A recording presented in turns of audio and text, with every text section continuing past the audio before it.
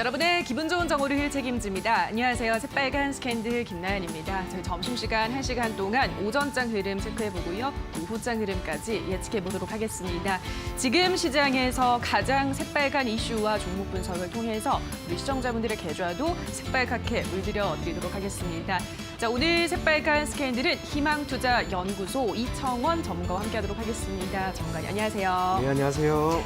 네, 오늘 양시장 흐름부터 바로 짚어보도록 하겠습니다. 우선 코스피 시장부터 들여다보도록 할게요. 현재 약보합권에서 움직이고 있습니다. 코스피 시장 상황 어떻게 보시나요, 전문가님? 네, 이틀 동안 상승이 적지 않았습니다. 네, 그죠? 그렇죠. 그러면 오늘 약간 조정 나오는 거는 크게 걱정할 필요는 전혀 없다고 생각을 하고요.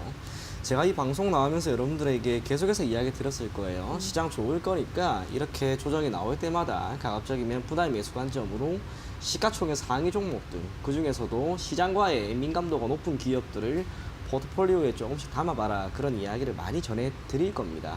저는 개인적으로 시장은 결코 지금 구간에서 멈추지는 않을 것으로 보이는 만큼 계속해서 긍정적으로 보시면 될 것 같고요.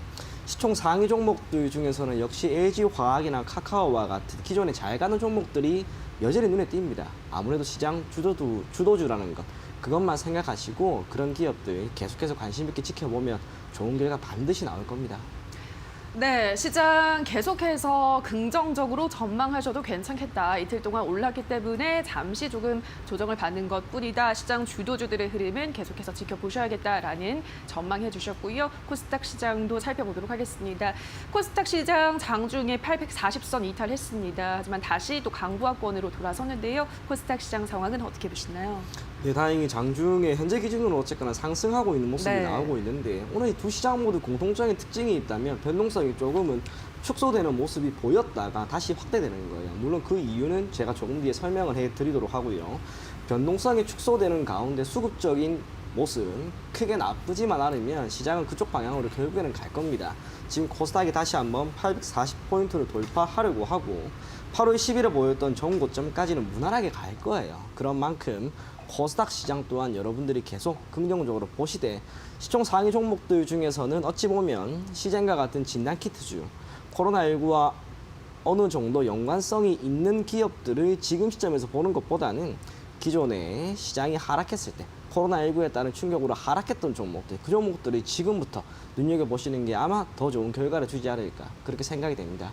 네, 역시 다 코스닥 시장도 긍정적으로 전망하셨습니다. 양시장 흐름 계속해서 상승 기조 유지할 것이다 라는 의견에는 전문가님 변함이 없으시니까요. 긍정적으로 보시면서 저희와 함께 좋은 종목들 골라 가보시기 바랍니다. 자, 그럼 계속해서 투자자라면 놓쳐선 안 될 다양한 이슈들도 점검하고 가셔야 할 텐데요. 장유리나 아나운서가 전해드립니다.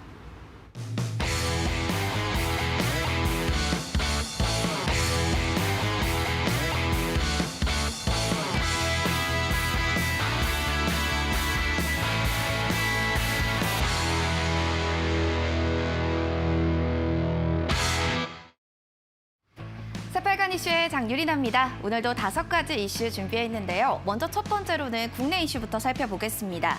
정세균 국무총리가 사회적 거리두기 3단계 격상 검토를 언급했습니다. 이에 시장에서는 일명 직콕주, 재택근무 관련주들이 들썩였습니다. 오늘 장 초반만 하더라도 ECS 장중에 7,200원 선까지 터치하면서 52주 신고가를 달성했고요. 링네트, 알서포트도 장중에 VI가 발동되는 모습이 나타났습니다. 현재도 좀 강세를 나타내고 있는데 향후의 전망은 좀 어떻게 될지 잠시 뒤 전문가님과 이야기 나눠보겠습니다. 두 번째 이슈로는 카카오 게임즈에 대한 내용 가지고 왔습니다. 세 번째로는 간밤 미증시, 미중 간의 무역 합의 유지의 신고가를 경신했는데요. 이에 대한 내용도 자세히 전해드리겠습니다. 네 번째로는 규제로 투자 문턱을 높이는 레버리지 곧버스에 대한 이야기를 가지고 왔습니다. 내달 레버리지 곧버스 ETF와 ETN에 최초 매수하려는 이 투자자에게요. 기본 예탁금 요건을 부과하는 규제가 본격화되면서 시장에 미칠 영향의 촉각이 모아지고 있습니다. 이로 인해서 개인 투자자들 문턱이 이전보다 더욱더 높아질 것이다라는 전망이 나오고 있는 만큼 향후에 영향이 어떻게 미칠지는 잠시 뒤 전문가님과 이야기 다뤄보겠고요. 마지막으로는 이 하반기 증시에 대한 내용도 가지고 왔습니다. 첫 번째로 먼저 국내 내수 이슈부터 살펴보겠습니다.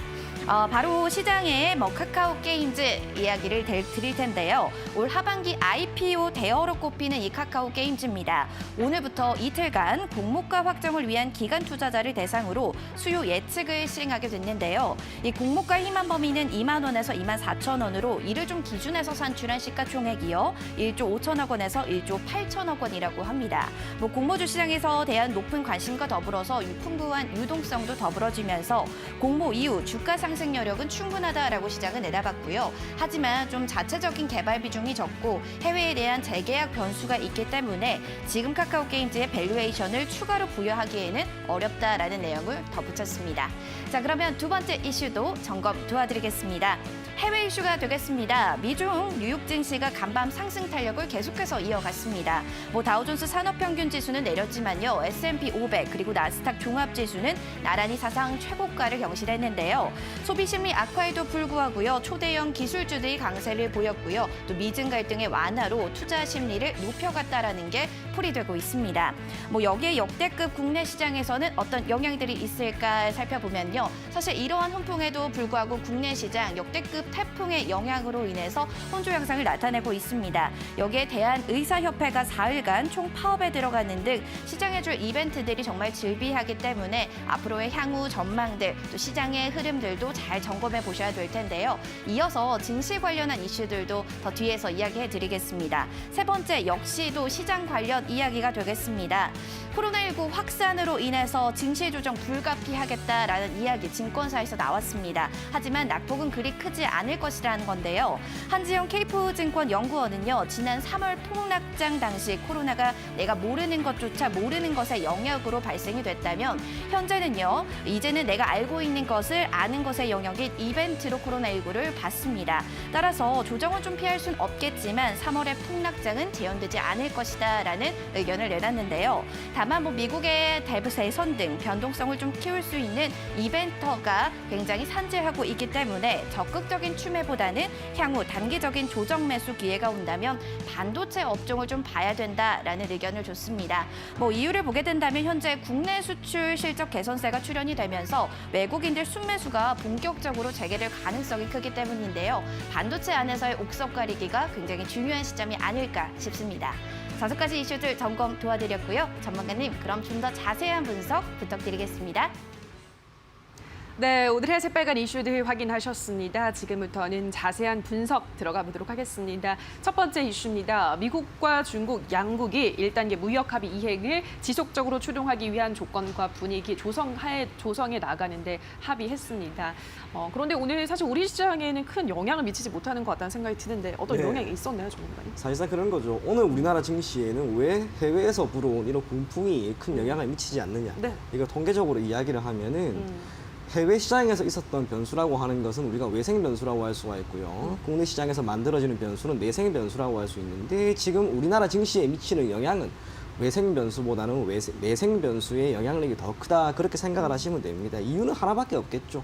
코로나19에 대한 이슈 그리고 코로나19 확진자 수가 오늘 다시 300대로 늘어난 것에 대한 그것이 시장의 변동성을 키우고 있는 것이라고 저는 생각을 합니다. 하지만 증시가 지속적으로 가기 위해서는 단순하게 내생 변수뿐만 아니라 이 외생 변수도 좋아야 돼요. 미증시가 지금 결코 나쁘지는 않습니다. 네. 최근 일시적인 충격이 있다 하더라도 외생 변수의 흐름 자체가 나쁘지 않다라고 하는 것은 국내 증시가 조금 더 탄력을 받고 갈 수 있는 여건이 긍정적으로 마련되었다라고 생각하시면 좋을 것 같아요. 이러한 상황에서 미국과 중국이 어찌 되었든지 무역 합의를 계속해서 이행할 것이다라고 하는 것. 그리고 그 속에서 미국은 자신들이 만들어내는 공산품에 대한 수요를 중국이라고 하는 하나의 시장에 꾸준히 공급하게 되는 그러한 장점이 생기겠죠. 필연적으로 GDP가 조금 더 증가할 수 있고 쌍둥이 적자가 줄어들 수 있는 한 가지 여건을 만들었습니다. 미증시는 그래서 더 갈 거예요. 그렇게 되면 당연히 국내 증시는 지금은 코로나19에 따른 충격이 있지만 이것이 어느 정도 완화되는 시점에서는 다시 한번 탄력을 받고 갈 겁니다. 그 점 생각하시면 좋을 것 같고요. 이러한 상황에서 역시 눈여겨봐야 할 것은 증권주가 되지 않을까, 저는 그렇게 생각을 합니다. 증권주가 가지고 있는 특성은 아시다시피 시장과의 움직임, 시장에 대한 민감도가 가장 높습니다. 그리고 그 증권주 중에서도 시가총액 상위 100위권 안에서 가장 높은 민감도를 보이는 바로 이 키움증권이 가장 큰 영향을 받지 않을까, 그렇게 생각을 하고 있습니다. 주가가 지금 11만 원대를 유지하고 있는데 결국에는 이 12만 4,500원이라고 하는 가격대를 돌파를 할 거예요. 최근에 약간의 약세가 나온 것은 결국에는 시장이었다라는 것. 시장이 가면 증권주는 필연적으로 갈 것이고, 그 중에서도 가장 영향력이 크고 시장 지배율이 높다라고, 시장 점유율이 높은 이 키움증권이 가장 발빠르게 움직이지 않을까, 그렇게 생각을 합니다. 지금 시점에서 들어가는 거 결코 나쁘지 않다라고 보이는 만큼 15만 원까지 여러분들이 보유할 것을 권해드리겠습니다.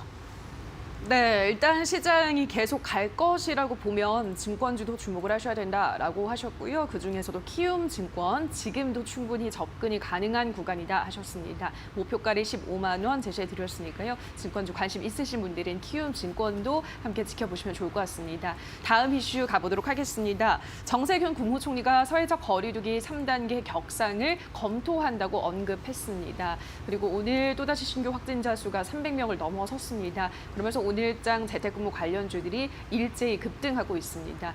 재택근무 관련주 좀 당분간 더 갈까요, 전문가님? 네, 더 가겠죠 아마.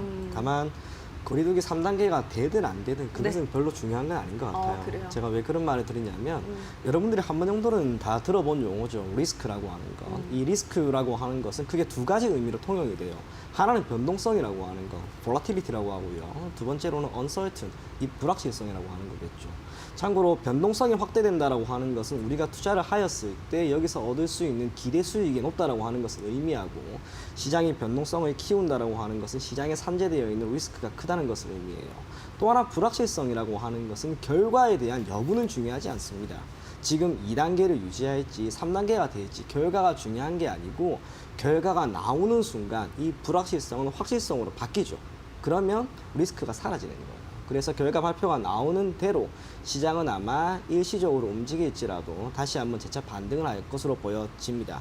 하지만 한 가지 확실한 것은 지금 재택근무에 대한 이야기는 계속해서 나오고 있습니다. 그러다 보니 관련된 기업들, 예를 들면 알서포트라든지 ECS와 같은 기업들의 주가 상승이 뚜렷하게 나타나는데, 두 종목 주가 흐름을 한번 살펴보시면, 우선 알서포트 같은 경우에는 최근에 가격이 강하게 뛰었습니다. 특히 오늘 신고가를 다시 한번 경신했단 말이에요. 지금과 같은 시장에서 신고가를 경신한 기업이 하루 만에 고꾸라질 가능성은 현저하게 낮을 것이다. 그렇게 된다면 알스포트와 같은 이런 기업들은 단기적으로도 분명히 더 움직일 수 있을 것으로 생각이 되고요. ECS도 마찬가지입니다. 오늘 다시 한번 신고가를 경신했어요. 거리두기 3단계에 대한 이야기가 나오면서 거기에 따른 수혜를 얻었다는 거죠. 하지만 주가라고 하는 것은 결국에는 이 이평선과의 이격이 커지면 커질수록 조정에 대한 가능성도 커진다고 생각하시면 돼요. 그렇게 본다면 ECS나 알서포트와 같은 재택근무주들이 단기적으로 하루 이틀은 더 뛸 수 있다 하더라도, 그게 만약 한 달이 되고 두 달이 된다면 아무래도 떨어질 가능성이 있겠죠. 그게 뜻하는 것은 여러분들이 어느 정도 시점에서는 보유를 하고 있다면 차익을 실현하시고, 신규 종목으로 나는 들어갈 거야 라고 한다면 가급적이면 철저하게 단기적으로만 여러분들이 보는 게 좋지 않을까, 그렇게 생각이 됩니다. 네, 재택근무 관련주 단기적으로 추가 상승 여력은 충분하다라고 말씀을 하셨습니다. 그래서 보유하신 분들은 이미 좀 많이 올랐기 때문에 어느 정도 더 올라가게 되면 그래도 꼭 차익 실현을 하시라라고 말씀드렸고, 신규 진입하실 분들은 단기적으로만 상승세를 노려보는 게 좋으실 것 같습니다.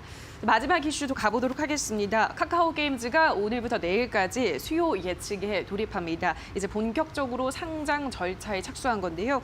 증권가에서는 SK 바이오팜의 흥행 열풍을 이 카카오 게임즈가 이어갈 것이라고 전망하고 있습니다. 최근 장외 주식시장에서도 카카오 게임즈 주식이 약 6만 원대 거래된 것을 보면 희망 공모가 2만 원은 예상보다 낮게 책정됐다라는 평가가 나오고요.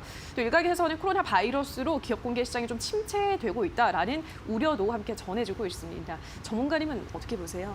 예, 당연히 대박입니다, 이거. 그래요? 네. 예. 우선은 카카오 게임즈라고 하는 카카오라고 하는 기업이 가지고 있는 브랜드 가치가 있잖아요. 그쵸. 말 그대로 대기업입니다. 네. 대기업의 자회사가 그것도 카카오가 보유하고 있는 자회사 중에 첫 번째로 상장이 되고 있는 기업이에요. 당연히 시장에서는 엄청나게 큰 뜨거운 반응을 불러일으킬 것이고요. 그에 따라 주가 상승에 대한 모멘텀도 충분히 가지고 있다고 보여집니다. 한 가지 우리가 체크해야 될 것은 왜 공모가가 장외시장에서 거래되는 주가보다 그리고 기업이 가지고 있는 그 평가 가치보다 낮게 발행이 되는가 이 부분인데 저는 그렇게 생각이 돼요. 사실상 주식이라고 하는 것은 발행을 했을 때 발행 시장이 있고요. 유통이 되는 유통 시장이 있죠. 그런데 최근에 상장이 되는 기업들은 대다수가 공모가가 조금 낮게 설정이 되는 것이 아닌가라는 생각이 들었습니다. 이유는 다른 게 아니에요. 공모가를 조금 낮게 설정하더라도 투자자들로부터 자금을 충분히 모으고 결국 유통시장에서 이 기업의 가치를 다시 한번 평가받겠다. 그게 모든 이유가 되는 거라고 봅니다. 그래서 공모 가격이 2만 원이 될지 2만 4천 원이 될지는 모르겠지만 그 사이 어딘가 있다 하더라도 아마 상장 첫날부터 뜨거운 상승 흐름을 SK바이오팜처럼 보인다면 결국엔 다시 한번 기업이 가지고 있는 제대로 된 가치평가를 시장에서 받을 거라고 봐요. 그래서 카카오 게임즈 아마도 수요는 크게 불러일으킬 것이고 청약률 또한 상당히 높을 것이고 제2의 SK바이오팜 저는 충분히 될 수 있을 것으로 보여집니다. 이러한 상황에서 눈여겨볼 것은 역시나 자회사인 카카오가 되겠죠. 카카오는 지금 상승 모멘텀이 여러 가지가 있어요. 근데 그 중에 하나도 바로 이 카카오 게임즈의 네. 상장이 될 수도 있고 시장의 흐름에 따라서 선택트에 대한 그 수에 가장 크게 받고 있는 종목이 바로 이 카카오가 아니겠습니까? 그러면 우리가 이 카카오라고 하는 기업의 주가가 야 너무 많이 올랐으니까 지금 들어가기 부담돼라고 하기보다는 대마불사라는 말이 있잖아요. 달리는 말에 올라타자. 지금도 결코 높은 가격이 아니라고 봅니다. 차트상으로 보면은 지금 꼭대기에 있어요. 하지만 고점이 저점이 될지 알 수는 없습니다. 여기에서 장대 양봉이 다시 한번 나오면 지금 보이는 이 수준의 주가도 결국에는 시간이 지나고 보면 그때 살 때 그 정도 수준밖에 안 될 수도 있단 말이에요. 모멘텀이 많은 기업, 시장의 흐름과 함께 움직이는 기업, 그런 카카오를 지금 시점에서 사는 것도 결코 늦지는 않았다고 보여지는 만큼 여러분 이 종목 한번 관심 있게 지켜보면 좋지 않을까 그렇게 생각이 됩니다. 네, 우선 카카오 게임즈는 대박이다라고 한 줄 평을 하셨습니다. 상장 후 흐름 당연히 기대가 된다라고 하셨고 그렇기 때문에 모 회사인 카카오도 주목을 하셔야 된다. 지금의 고점이 저점이 될 수도 있다라는 굉장히 긍정적인 카카오 주가 전망 내드렸으니까요. 참고해보시면 좋을 것 같습니다. 자, 여기까지 새빨간 이슈들 희망투자연구소 이청원 전문가와 함께했습니다. 전문가님 고맙습니다. 네, 감사합니다. 네, 오늘의 새빨간 이슈들 다시 한번 화면으로 체크하고 오시죠.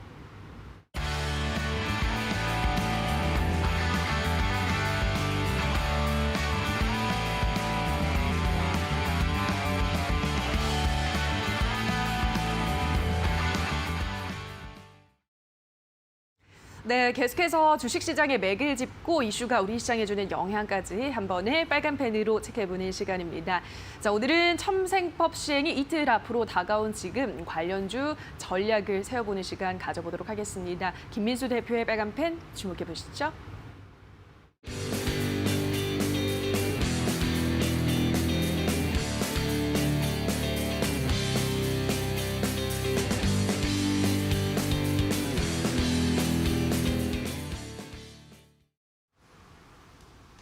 안녕하십니까. 김민수의 빨간펜 시간입니다. 오늘 장은 미국 시장의 혼조세와 함께 또 오늘부터 이어질 미국의 여러 가지 이슈들 이쪽에 대해서 약간 두려워하는 모습들과 함께 시장의 자신감이 많이 떨어진 모습들로 보여지고 있는데요. 아무래도 변동성이 커질 만한 요인들이 상당히 많은 관점 쪽에서 나머지 이번 주 기간에 어떤 변동성에 대한 확대 흐름들을 대비하는 포트폴리오가 필요하지 않을까 생각이 들고 있고요. 일단 오늘 말씀드릴 내용은 일단 바이오주의 또 하나의 축입니다. 지금 최근에 국회에서 통과된 법이 이제 28일이죠. 28일부터 본격적으로 발효되는 첨생법 관련된 쪽에서 어떤 내용들이 담겨 있고 어떤 변화가 나올지에 대해서 여기서 또 투자 아이디어를 가져보는 시간을 갖도록 하겠는데요. 무엇보다 첨생법 하게 되면 안에 담긴 내용들이 상당히 어렵습니다.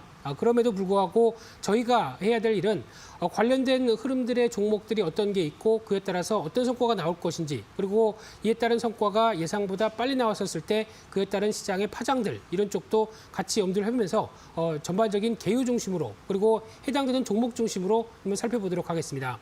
가장 먼저 눈여겨봐야 될 부분들이 첨생법 하게 되면은 줄임말이죠. 첨단 재생의료 관련된 부분들 그리고 첨단 바이오의약품 그러다 보니까 쉽게 말씀드리면은 안에 있는 재생의료 관련된 쪽에 대해서 가장 중요한 키워드다라고 보시면 될 것 같고요. 그러다 보니까 이 가장 중요한 게 안전이 또 중요하겠죠. 그와 함께 정부의 어떤 지원에 관련된 법률들이 같이 이어진다라는 부분들이 가장 핵심적이다라고 보시면 될 것 같은데요. 그러다 보니까 관련된 내용들을 봤었을 때 법령도 어려운데 어떤 바이오 관련 쪽도 어렵습니다. 그러니까 둘 다 어려운 게 합치다 보니까 저희는 일단 중요한 키워드 중심으로 바라보겠다라고 하게 되면 일단 사전 심사 단계별 쪽에 대한 얘기가 나오고 있고요. 게다가 치료제 우선 심사 이런 쪽으로 나오다 보니까 기존의 어떤 의약품 쪽에 대해서 심사를 엄격하던 부분들이 조금 완화됐구나라고 보시면 될 것 같고요. 그러다 보니 그런 과정 쪽에서 또 하나 이제 이상 임상 후에 시판을 조기 허가한다. 보통 3상까지 가게 되면은 기업 입장 쪽으로 봤었을 때는 여러 가지 1상과 2상 때 나왔던 데이터를 가지고 3상 때 많은 어떤 다수의 참여자들이 필요하죠. 게다가 비용도 상당히 많이 들어갑니다. 그러다 보니까 이쪽에 대한 부분들이 너무 어려운 상황 쪽에서 기업들의 부담을 좀 덜어주겠다. 그래서 완화하겠다는 입장들이 상당히 높은 게 이 관련된 흐름들의 핵심이라고 보시면 될 것 같고요. 그러다 보니까 또 하나 중요한 게 인체 세포를 채취를 한다라고 하게 되면은 여기서 나올 수 있는 부분들이 또 하나 어떤 윤리 문제와 관련된 쪽에서 여러 가지 압박이나 그에 따른 반발이 상당히 심했었는데 거기서 어떤 감독하에 채취를 허가한다라는 쪽에서 약간 완화가 됐죠. 그러다 보니까 어느 정도 어떤 기회 요인들을 좀 더 확대시킬 수 있는 변화가 왔다라는 쪽으로 바라보시면 될 것 같은데요. 그러다 보니까 이제 앞서 말씀드렸던 얘기를 총 합쳐서 보게 되면은 무엇보다 심사 기준을 완화했고요. 그리고 또 맞춤형 심사, 우선 심사 이런 쪽으로 어느 정도 통과될 수 있는 허들을 좀 낮췄다라는 관점 쪽에서 가장 주목을 할 수 있는 부분들이라고 봐야 될 것 같고요. 그런 쪽에서 봤었을 때 특히 앞서 말씀드린 것처럼 이상 임상만으로도 충분히 의약품의 시판이 조건부 허가가 가능하다. 그렇게 되면 여기서 이 관련된 내용들에 대한 어떤 데이터는 충분히 관련된 회사들이 수집을 해야 되는데 그럼에도 불구하고 조건부 허가가 가능하다 보니까 상업화가 조금 더 앞당겨질 수 있겠다라는 쪽으로 바라보셨으면 좋겠고요. 게다가 이 앞서 말씀드렸던 윤리적 한계에 대한 흐름들을 어느 정도 일정 요건 하에 가능하다라는 쪽으로 보고 있는 상황들이고요. 임상 3상에 대한 부담을 좀 덜었다라는 쪽으로 바라보는 게 가장 중요한 핵심 요인이다라고 보시면 될 것 같은데요. 그런 쪽으로 봤을 때 특히 지금 가장 이 첨생법으로 기대할 수 있는 요인들이 이 재생의료 영역들이 성장할 수 있겠다라는 부분들이다 보니까 줄기세포죠. 그리고 또 면역세포, 체세포 치료제, 줄기세포에서 연결될 수 있는 여러 가지 흐름들이 다 같이 확대가 됐다라고 보시면 될 것 같고요. 게다가 유전자 치료제 2종 장기까지 여러 가지 흐름들이 앞으로의 기대되는 측면들이 높겠다라고 보여지고 있는데 하지만 또 보완은 필요하죠. 하위 법령 쪽에서 보완이 필요하다 보니까 일단 장기 추적 조사라든가 이런 관련된 부분들은 여전히 기업의 부담으로 남을 수 있겠다라는 쪽인 이어지지만은 특히 이제 인보사라든가 신라젠과 같은 과거의 사태들에 대해서 우려감도 아직 남아 있다는 쪽은 봤었을 때 일단 중요한 거는 기업들이 잘해야 되겠죠. 그런 관점 쪽에서 여전히 보완은 필요하겠지만은 앞으로에 대한 기대 요인들이 더 크다는 관점 쪽에서 주목을 하고 있는 흐름들인데요. 그렇게 봤었을 때 일단 글로벌 재생 의료 시장 같은 경우 가장 중요한 게 2023년까지 약 한 100조 원까지 추산을 하고 있는 상황들이고 거기다가 희귀 약품 쪽은 좀 더 커지고 있죠. 그래서 2026년까지 300조 원대 연평균 10% 이상 성장을 하고 있으니까 이런 성장에 발맞춰서 국내 기업들도 이에 뛰어든다라고 하게 되면 기대감이 높을 수 있겠다라고 보는 게 현실이라고 봐야 될 부분들이고요.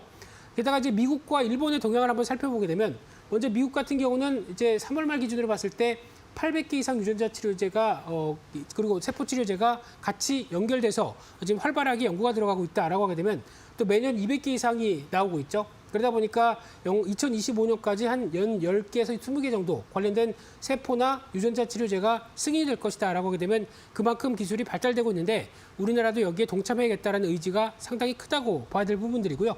또 하나 일본을 볼까요?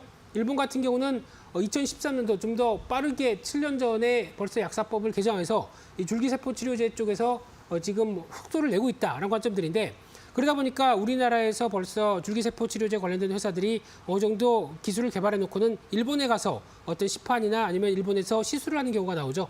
그러다 보니까 이런 피해도 앞으로는 국내 쪽에서 좀 더 드라이브를 걸 수 있겠다라는 부분들이 가장 또 중요하게 바라봐야 될 부분들이고요. 그러다 보니까 또 국내에서 강점을 갖고 있는 이 줄기세포 치료제 쪽에서는 일단 전 세계 글로벌 흐름으로 봤을 때는 계속 성장하고 있습니다. 특히 눈여겨볼 수 있는 게 2018년도 흐름들에서 약 한 2023년도 가게 되면 한 5년 만에 거의 2배 이상 커질 걸로 보여지고 있는 만큼 그에 따른 시장 성장은 뚜렷하기 때문에 이에 따른 변화가 앞으로도 기대가 된다라는 쪽이 가장 큰 핵심적인 흐름이라고 보시면 될 것 같고요. 그러다 보니까 관련된 종목들이 가장 중요하게는 또 이제 줄기세포 쪽에 대한 얘기가 가장 많이 나오겠죠. 그래서 지금 저희가 잘 알고 있는 줄기세포주들 벌써 2000년대 초반부터 여러 가지 회사들이 많이 나오고 있는데 그중에서 성과를 내고 있다라고 하게 되면 다 아시는 뭐 파미셀이나 차바이오텍 또 최근에는 SCM 생명과학이 또 많이 뜨고 있죠. 그 관련된 부분들도 어떤 여러 가지 임상 파이프라인과 관련된 쪽에서 어떤 성과가 나오고 있다고 보여지고 있는데 또 이제 면역세포 관련된 쪽도 주목을 하고 있죠. 그래서 녹십자 그룹 쪽이 가장 먼저 성과를 내고 있다는 관점 쪽에서 시장에서는 주목을 하고 있고요. 그 밖에 NK맥스, 유틸렉스 이런 종목들도 같이 이와 함께 연관돼서 어떤 성과를 내고 있다는 관점 쪽에서 관련주 쪽으로 주목할 필요가 있다라고 보여지고 있는데요. 그런 흐름으로 봤었을 때 일단 관련주에 대한 투자 전략을 보게 되면 당연히 성장에 대한 기대감, 허들이 낮아졌기 때문에 기대감이 높긴 하지만은 이 어느 정도 성과가 가시화되면서 생각보다 적어도 한 이상 정도까지 들어가서 이에 따라서 어느 정도 상업화가 되는 부분까지 확인이 된다라고 하게 되면 가장 큰 호재겠죠. 그렇기 때문에 이런 부분들에 대한 어떤 가시화되는 흐름들 계속 주가에는 반영될 가능성이 높다라는 쪽으로 보여지고 있는데 하지만 최근에 이제 코로나 치료제나 백신 가지고 주가가 관련된 종목들 쪽에서 한 번쯤 들썩였다라고 하게 되면 일단 아직까지는 기대감이 반영돼서 움직였기 때문에 주가가 버블을 좀 보일 수도 있겠다는 관점 쪽에선 이 부분은 좀 주의를 할 필요가 있다고 봐야 될 것 같고요. 특히 관련된 파이프라인이나 이런 쪽에서 어느 정도 진척 상황이 확인된다라고 하게 되면 이런 종목들 쪽으로 계속 압축하면서 어떤 첨생법의 효과를 기대할 수 있겠다라고 보여지고 있는데요. 그렇게 되면 또 관심주를 찾아봐야 되겠죠. 그중에서 두 종목으로 압축을 했는데요. 첫 번째가 메디포스트입니다. 특히 이 회사 같은 경우는 어제부터 벌써부터 움직이기 시작을 했는데 줄기세포 치료제에서 잘 아시는 회사라고 보시면 될 것 같고요. 그중에서 주사용 무릎 관절염 치료제가 국내 임상 1상이 연내 완료가 되면서 내년엔 임상 2상으로 또 이제 준비가 들어가겠죠. 그러면 임상 2상이 조금 더 상업화를 할 수 있는 지름길로 나올 수 있겠다라는 부분들인데 또 하나 기관지 폐 이형성증 관련된 쪽에서는 국내 임상 2상이 들어가고 있다라는 쪽에서 이와 관련된 줄기세포를 응용한 여러 가지 분야가 성과가 나오고 있다는 쪽에서 주목을 하고 있고요. 그러다 보니까 일단 지금 관점 쪽에서 한 단계 레벨업이 됐다고 하더라도 목표가는 한 35,000원대, 그리고 손절가는 27,500원대로 대응하면서 관련된 성과들을 확인해보자라고 말씀드리고 싶고요. 또 하나 두 번째로 말씀드리고 싶은 종목은 태고사이언스라는 종목입니다. 이 회사는 세포 치료제 주력을 하고 있는데 성과가 나고 있는 쪽이 세계 최초의 힘줄 재생 목적에 개발 중인 신약 후보 물질, 그러니까 즉 하나가 붙는 게 세계 최초고요. 힘줄 재생입니다. 그러다 보니까 지금 관련된 법에 딱 맞는 부분들인데 임상 3상이 시험이 들어가면서 2022년 그러다 보니까 약 한 2년 뒤면은 허가를 목표를 하고 있는데 임상 3상이 어느 정도 데이터가 확보된다고 하게 되면 이 첨생법을 가지고 이용을 할 수가 있겠죠. 그러다 보니까 좀 더 가시화된 결과가 나올 수 있겠다라는 관점 쪽에서 주목을 하고 있다라는 관점 쪽에서 일단 목표가는 한 단계 레벨업된 37,500원대, 손절가도 27,500원대로 대응을 하시면서 가장 중요한 거는 관련된 쪽의 성과가 어떤 가시화되느냐 이 부분에 대해서 초점을 맞추시고 대응하시는 게 필요하겠다. 이렇게 정리해서 말씀드리겠습니다. 그래서 오늘 어려운 첨생법 관련된 쪽의 개요와 관련된 종목들의 흐름들 살펴봤는데요. 뚜렷한 성과가 나왔을 때 그에 따른 주가 반응도 기대해보면서 추가적인 대응 전략 짜셨으면 좋겠습니다. 오늘 준비한 내용들은 여기까지 해서 마치겠고요. 또 다음 시간에 찾아뵙겠습니다. 감사합니다.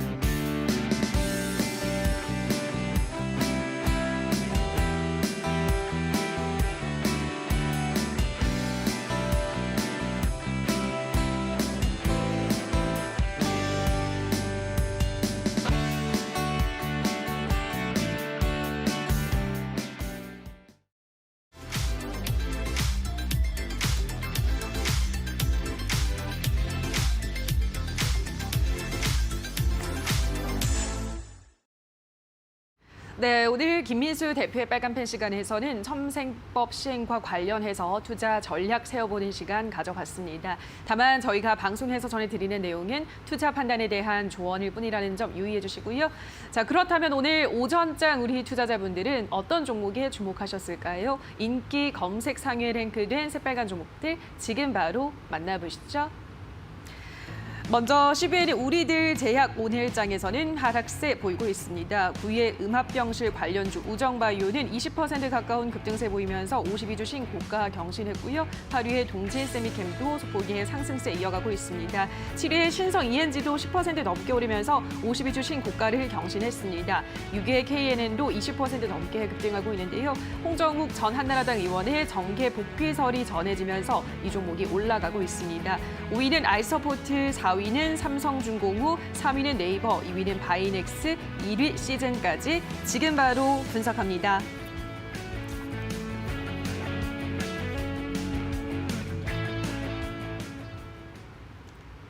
네, 지금부터는 100% 리얼입니다. 한 포털 사이트 종목 토론방에 실시간으로 올라오는 글을 보면서 전문가의 종목 분석까지 들어보는 시간입니다. 오늘은 유창희 대표와 함께하도록 하겠습니다. 전문가님 안녕하세요. 안녕하십니까?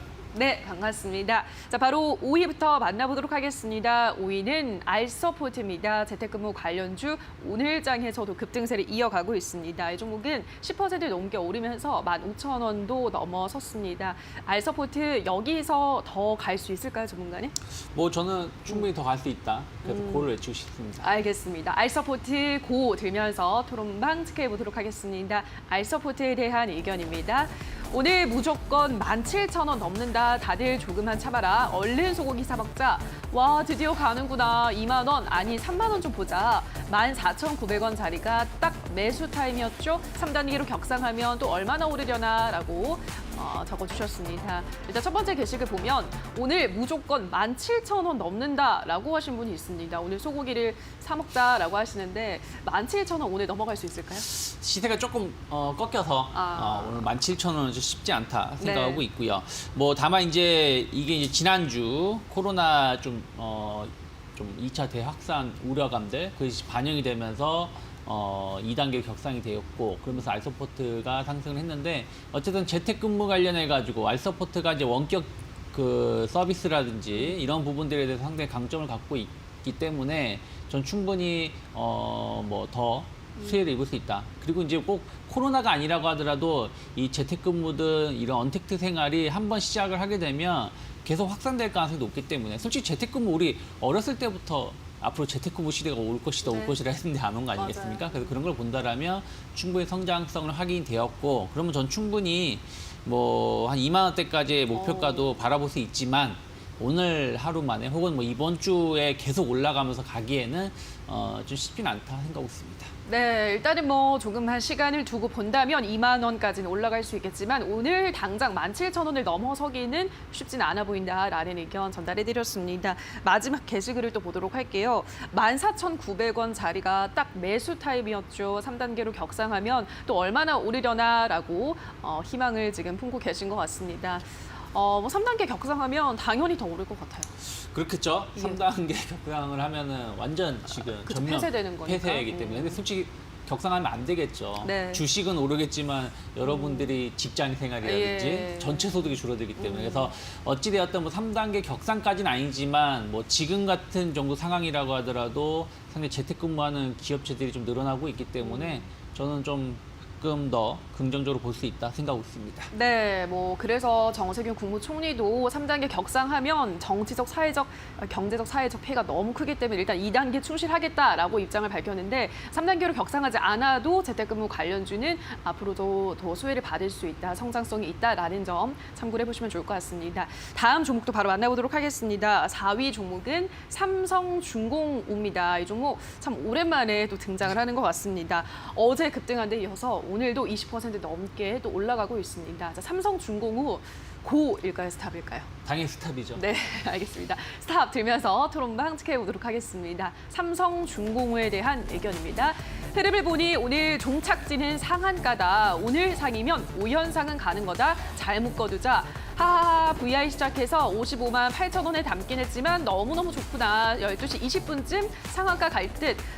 이게 바로 상남자의 주식이구나. 저번에 크게 된 뒤로 난 구경만 그래도 재밌네 라고 하셨습니다. 일단 첫 번째 게시글 볼게요. 오늘 종착지는 상한가래요. 어떻게 생각하세요, 전문가님? 뭐 상한가 갔으면 이미 지금 상한가 갔어야 되는데 뭐 쉽진 않다 생각하고 예. 있고요. 모르겠습니다. 삼성중공 우선주가 왜 올라가는지는 이유는 없다 생각하고 있고요. 저는 이제 패턴을 말씀드릴게요. 지난번 7월 달에 한번 흔들림 그 상승이 나왔을 때 3연상 이후에 주가가 곤두박질 쳤고요. 뭐 곤두박질은 아니지만 하락세를 보여줬고요. 어저께 상한가를 뜬금없는 상한가를 기록을 했고 오늘 상한가를 기록하지 못한다는 얘기는 시세가 그만큼 힘들다라는 거예요. 삼성중공업 우선주가 뭐 200만 원 갈 겁니까? 300만 원 갈 겁니까? 그래서 저는 지금 가격도 말도 안 되는 가격이라 생각하고 있기 때문에 저는 뭐 갖고 계시다면 혹은 물렸던 손실 보고 계셨던 분들이라면 이 틈을 틈타서 빨리 매도를 하셔야지 지금 어떻게 보면 손해보러 들어오시는 분들하고 똑같은 행동을 하시지 말았으면 좋겠습니다. 네, 주의가 좀 필요하다. 사실 뭐 예전에 너무 많이 올랐기 때문에 그때 영광을 생각하면서 들어가 볼까 하시는 분이 있으실 텐데 조심하시는 게 좋겠다라고 하셨고 이 두 번째 게시글 쓰신 분이 12시 20분쯤 상한가 갈 것 같다라고 하셨는데 틀리셨습니다. 상한가를 못 갔고 그런 점 참고를 해보시면 좋을 것 같습니다. 전문가님의 의견을. 다음 종목도 바로 보도록 할게요. 오늘은 네이버입니다. 이틀 내내 카카오를 저희가 말씀드렸는데 오늘은 짝꿍이라 할 수 있죠. 네이버 보도록 하겠습니다. 네이버도 오늘 2% 넘게 올라가고 있습니다. 코로나 신규 확진자 수가 다시 한번 300명을 넘어섰습니다. 그러면서 언택트 대장주죠. 네이버와 카카오가 오늘 나란히 52주 신고가를 경신했습니다. 자, 네이버는 더 갈까요, 전문가님? 네, 뭐 고를 외치겠습니다. 예, 네이버는 고 외치면서 토론방 체크해보도록 하겠습니다. 네이버에 대한 의견입니다. 오늘 종가 34만 2,500원, 다음 주까지 무조건 신고가 랠리입니다. 갖고 계신 분들 꼭 붙들고 계세요. 앞으로 2년간은 네이버가 카카오 따라가는 형국가 아닐까? 즉 2년간은 저평가라는 뜻이지. 40만 원 간다는 얘기 믿고 33만 3천 원에 매수했습니다. 이번 주 무조건 간다는데 사실인가요? 라고 하셨습니다. 일단 첫 번째 게시글 보면 요즘 종가를 맞추시는 분들이 굉장히 많으시더라고요.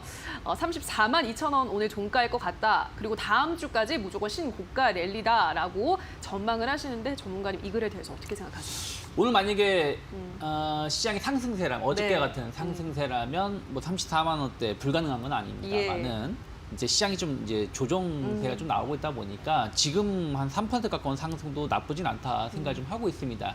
어찌됐든 뭐 카카오, 네이버, 원택트 가장 대장주라고 말씀드릴 수가 있겠죠. 특히 이제 네이버, 카카오 모두 단순하게 예전처럼 검색만 하는 게 아니지 않습니까? 쇼핑, 네. 뭐 OTT 서비스, 게임 뭐 안 하는 게 없다 보니까 그 다 걸릴 수밖에 없죠. 금융 맞아요. 사업도 하고 있기 때문에. 그래서 저는 뭐 이제 성장성, 어떻게 보면 네이버가 성장성의 이제 시작이라면 또 우스울 수도 있겠습니다만 어찌되었든 카카오 네이버보다 성장성은 이제 시작이다. 예. 그러면 전 충분히 더 올라올 여지는 있다 생각하고 있습니다. 네, 정말 무섭게 성장하고 있습니다. 네이버와 카카오. 그렇기 때문에 앞으로가 사실 더 기대가 된다라고 하셨고요. 두 번째 게시글을 볼게요. 앞으로 2년간은 네이버가 카카오 따라가는 형국이 아닐까라고 하셨습니다. 뭐 어떻게 생각하세요, 전문가님? 엄밀히 따지면 카카오가 그 카카오 뱅킹이라든지 네. 이런 부분들에 대한 기대감으로 주가가 많이 올라갔었죠. 네. 최근 2년 사이에. 네이버는 상당히 그 사이에 좀 루저? 예. 루저였습니다. 실적은 상당히 좋게 나왔지만 새로 사업하는 것마다 실패를 거듭했었으니까요.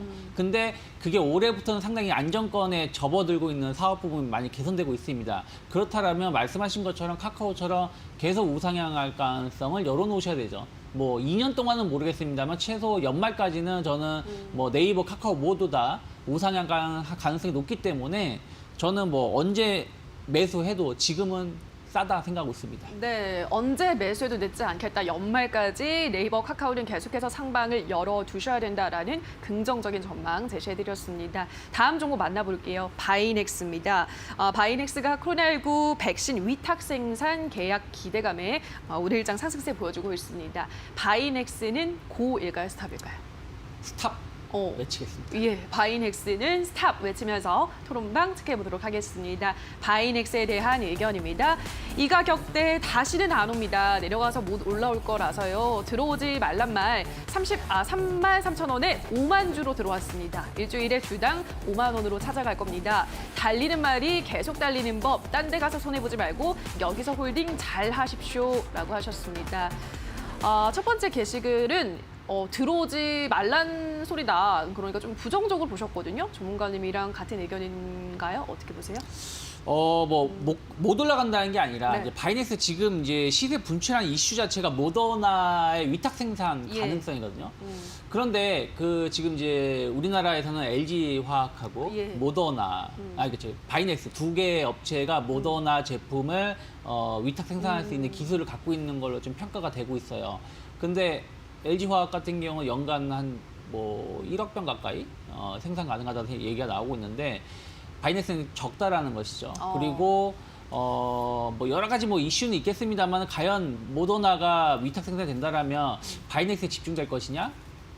오히려 대형주 이름 있는 기업, LG 화학, LG 생명과학을 자회사를 갖고 있지 않습니까? 예. 그렇기 때문에 좀 그쪽이 더 가능성이 높지 않을까. 그렇다고 해서 바이넥스가 안 한다는 건 아니겠습니다. 하더라도 그 실적에 영향이 미치는 게 폭발적일지 여부는 좀 봐야 된다는 것이에요. 그 위탁 생산 자체라는 것이. 그러다 보니까 최근 3일 연속 이렇게 강세를 띄었다라면 어느 정도 주가에는 그전도 좀 반영이 되었었기 때문에 충분히 반영이 된 것이 아닌가. 근데 만약에 모더나의 위탁 생산이 결정이 난 게 아니라면 지금 나오는 게 이번 주나 다음 주 초면 결정 날 것이라는 전망 때문에 혹은 루머 때문에 주가가 올라온 것인데 그게 아니라 그러면 흐지부지 다시 내려갈 가능성이 높기 때문에 저는 지금은 신규로서 접근하는 건 좀 위험하다 생각하고 있습니다. 네, 지금 접근은 좀 위험할 수 있다. 오히려 위탁 생산 같은 경우는 조금 더 큰 종목들의 수혜가 더 갈 수 있다는 점도 참고하시면 좋을 것 같습니다. 자, 오늘의 1위 종목 바로 만나보도록 할게요. 오늘의 1위, 간만에 1위입니다. 시젠 올라와 있네요.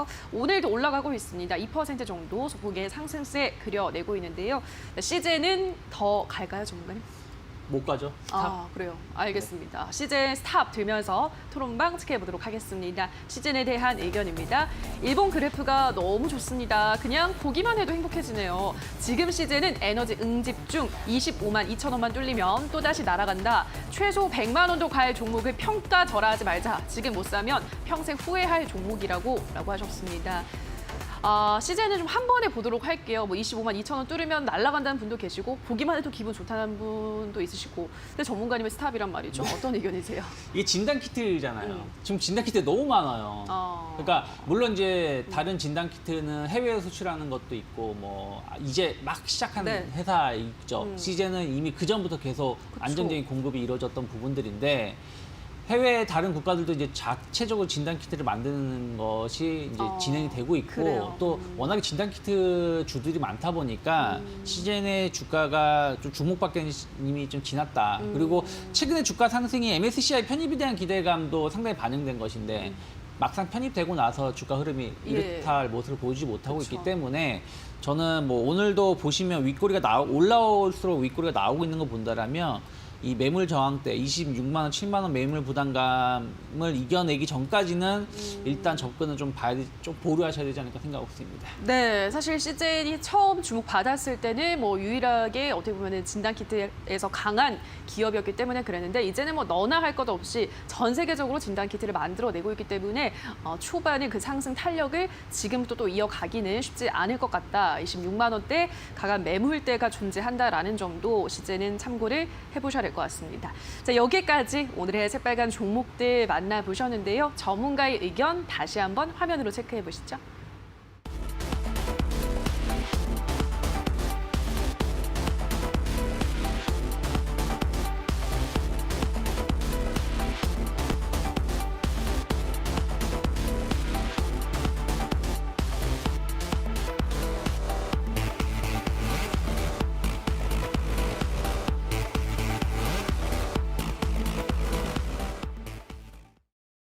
네, 그럼 계속해서 전문가의 핫한 관심주도 확인해 보도록 하겠습니다. 전문가님, 어떤 종목 가지고 오셨나요? 네, 한국 카본을 선정해봤습니다. 네. 오늘 조선주들 흐름 나쁘지 않다 생각 예. 좀 하고 있고 일단 한국 카본이 그 본행제 사업 부분이 조금 그 전에 안 좋았죠. LNG선 수주라든지 이런 것들이 좀 진척되는 부분들이 좀 있어서. 근데 이번에 2분기 때 호실적이 확인되었죠. 무슨 얘기냐면 상반기에 LNG선 대규모 수주가 있었고 작년 하반기서부터 계속 이어져 왔던 것이 상반기에도 이어져 왔고 하반기 내년까지도 계속 LNG선 수주 가능성이 높게 점쳐지고 있고 한국화번의 수주 잔고도 계속 늘어나고 있다는 것이죠. 그런 것을 본다면 지금 호실적은 일시적인 것이 아니라 계속 늘어날 가능성이 높다. 오늘도 주가가 상승하다가 약간 단기 고점대에서 걸리면서 조금 하락 전환된 부분들이 좀 있습니다만은 저는 이 매물대 충분히 돌파시킬 힘이 있다 생각을 좀 하고 있고요. 한 목표가는 11,000원 정도 열어놓고 접근하시면 된다 생각하고 있고 저는 뭐 8,300원 언저리가 크게 이탈하지 않는다라면 뭐 분할 매수 관점에서 접근하셔도 충분히 좋은 결과 볼 수 있다 생각하고 있습니다. 네, 오늘의 핫한 관심주로 지금 자막이 잘못 나갔습니다. YN텍이 아니라 한국카본을 제시를 해드렸습니다. 정말 근데 오늘 이 조선주도 흐름이 좀 좋다고 하셨는데 오늘 흐름이 어제는 괜찮았던 것 같은데 네. 오늘은 좀 대형주들도 그렇고 흐름이 좀 약한 것 같은데 조선주가 하반기에 좀 괜찮을까요?